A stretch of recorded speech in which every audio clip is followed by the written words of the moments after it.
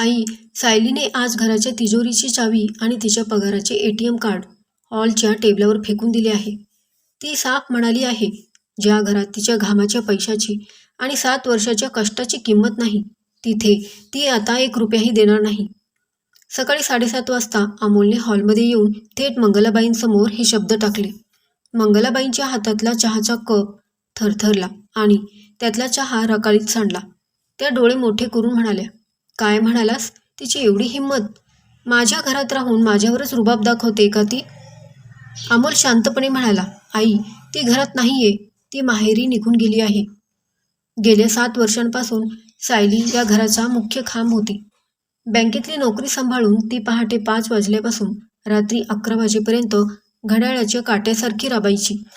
सासऱ्यांचे आजारपण, घराचे राशन, नणंद करिश्माचे कॉलेजचे शिक्षण आणि धाकटा दीर सागरचा खर्च, या सगळ्याचा आर्थिक भार सायलीने हसतमुखाने उचलला होता.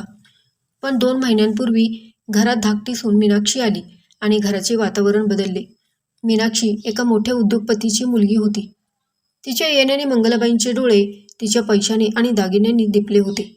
त्याच दिवशी संध्याकाळी सायली बँकेतून दमून भागून घरी आली. डोके प्रचंड दुखत होते. तिने स्वयंपाकघरात पाऊल ठेवले तर सकाळची खरकटी भांडी तशीच पडली होती आणि रात्रीच्या जेवणाची काहीच तयारी नव्हती. मीनाक्षी हॉलमध्ये बसून सोफ्यावर पाय लावून मोबाईलवर रील्स बघत हसत होती. सायलीने कपाळाला हात लावला आणि ती मंगलाबाईंच्या खोलीत गेली. आई, मी मीनाक्षीला कालच सांगितले होते की मी बँकेतून येईपर्यंत तिने किमान भाज्या चिरून ठेवाव्यात आणि भांडी घासून घ्यावीत. मी दमून येते.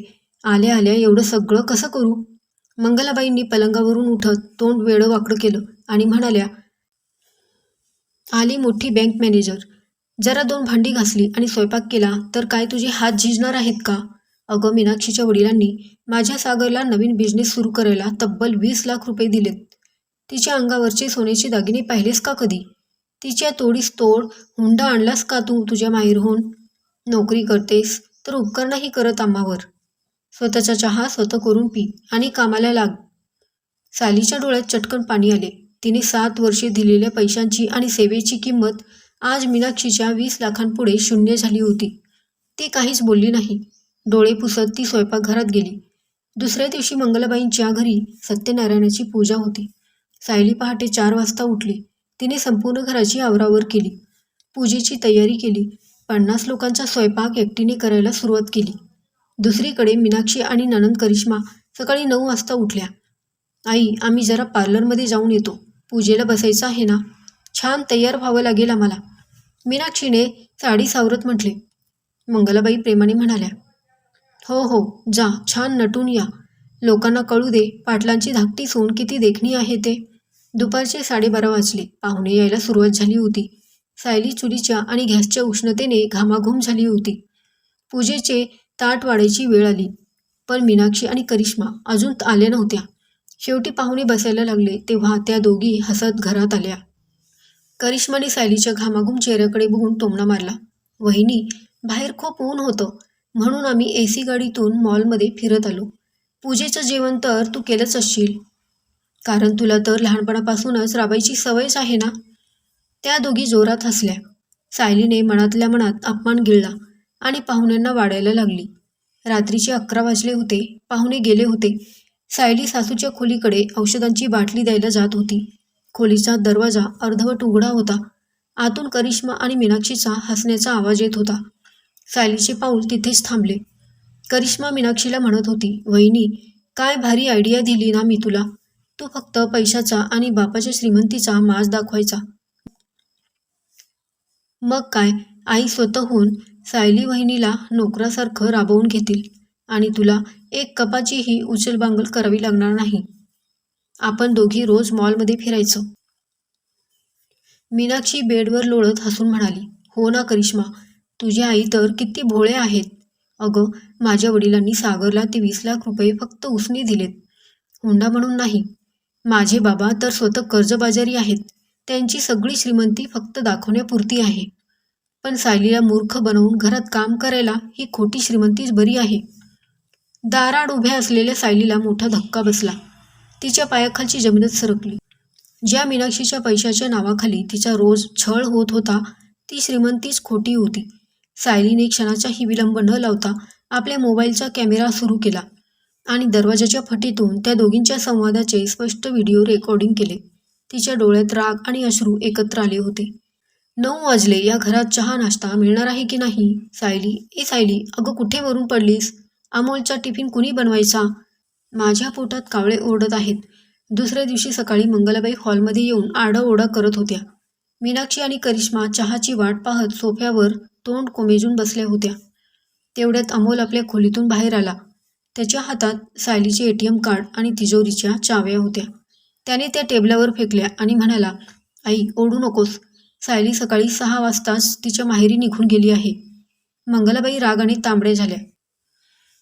जाऊ दे त्या करंटटीला. माझ्याकडे माझी लाडकी मीनाक्षी आहे ना. ती करोडपती बाबाची मुलगी आहे. करिश्मा, जा मीनाक्षीला घेऊन किचनमध्ये छान चहा नाश्ता बनवून आण. पण मीनाक्षीला साधा गॅस पेटवता येत नव्हता आणि चहाची पत्ती कुठे ठेवली आहे हेही माहीत नव्हते. किचनमध्ये भांड्यांचा पडण्याचा आवाज यायला लागला. अमोलने खिशातून मोबाईल काढला आणि म्हणाला, आई, मीनाक्षीच्या करोडपती बापाचं आणि तिच्या कामातून पळ काढण्याच्या आयडियाचं सत्य ऐकायचं आहे का तुला? अमोलने सायलीने रात्री रेकॉर्ड केलेला तो व्हिडिओ मोठ्या आवाजात स्पीकरवर लावला. खोलीत मीनाक्षी आणि करिश्माचा तो कुजकट संवाद घुमू लागला. तुझ्या आई तर किती भोळ्या आहेत. माझे बाबा तर स्वतः कर्जबाजारी आहेत. सायलीला मूर्ख बनवायला ही खोटी श्रीमंतीच बरी आहे. व्हिडिओ संपला आणि घरात भयान शांतता पसरली. मंगलाबाईंच्या पायाखालची जमीन सरकली. त्यांनी रागाने मीनाक्षीकडे पाहिले. मीनाक्षीने थरथरत मान खाली घातली.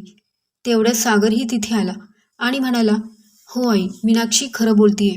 तिच्या बाबांनी मला उसने पैसे दिलेत आणि ते परत करण्यासाठी ते रोज माझ्याकडे तगादा लावत आहेत. माझे दुकान बुडत चालले आहे. मंगलाबाईंना कळाले की ज्या सायलीला त्यांनी घराबाहेर काढले तिने 7 वर्षे घर सांभाळले होते. तेवढ्यात अमोलच्या फोनवर सायलीचा फोन आला. अमोलने तो स्पीकरवर टाकला. सायलीचा आवाज शांत पण ज्वालामुखीसारखा खंबीर होता. आई, ज्या घराचा पाया मी माझ्या पैशाने, रक्ताने आणि कष्टाने 7 वर्षे मजबूत ठेवला, त्याला तुम्ही मीनाक्षीच्या खोट्या श्रीमंतीच्या जोरावर एका झटक्यात हलवण्याचा प्रयत्न केलात. आता कळून चुकले ना, सोन्याचा मांस किती खोटा असतो आणि मातीची माया किती खरी असते ते. आता घरातला चहा, स्वयंपाक आणि सागरच्या बिझनेसचे हप्ते त्या लाडक्या धाकट्या सुनेला भरायला सांगा. मी या घरात मोठी सून आहे, कोणी फुकटची नोकरानी नाही. सुमतीबाई रडकुंडीला येऊन म्हणाल्या, सायली, सायली बाळा, अगं माझी चूक झाली, परत ये. पाहुणे दारात आहेत, घर कोलमडलंय. सायली खणखणीत आवाजात म्हणाली, मी नक्की येईन आई, पण जेव्हा मला आणि माझ्या कष्टाला या घरात पहिला मान मिळेल आणि मीनाक्षी व करिश्मा माझ्या शेजारी उभ्या राहून घरातल्या कामाची समान वाटणी करून घेतील, तरच मी या घराच्या उंबरठ्यात पाऊल ठेवेन. अन्यथा माझ्या बँकेच्या पगारावर मी माझ्या नवऱ्यासोबत वेगळी राहायला समर्थ आहे. सायलीने फोन ठेवला. मंगलाबाईंना आपली चूक कळली होती. त्यांनी त्याच दिवशी संध्याकाळी मीनाक्षी आणि करिश्माला स्वयंपाकघरात काम करायला लावले आणि स्वतः अमोलला सोबत घेऊन सायलीच्या माहेरी गेल्या. हात जोडून सायलीची माफी मागितली आणि तिला अत्यंत मानाने आणि आदराने परत घरी घेऊन आल्या. सायलीच्या एका ठोस पावलामुळे तिला तिचा हरवलेला सन्मान कायमचा परत मिळाला होता. तर मित्रांनी मैत्रिणींनो, ही कथा तुम्हाला कशी वाटली कमेंट करून नक्की कळवा. आणि ही कथा तुम्हाला आवडली असेल तर चॅनेलला नक्की सबस्क्राईब करा, लाईक आणि शेअर करा. कथा ऐकल्याबद्दल खूप खूप धन्यवाद.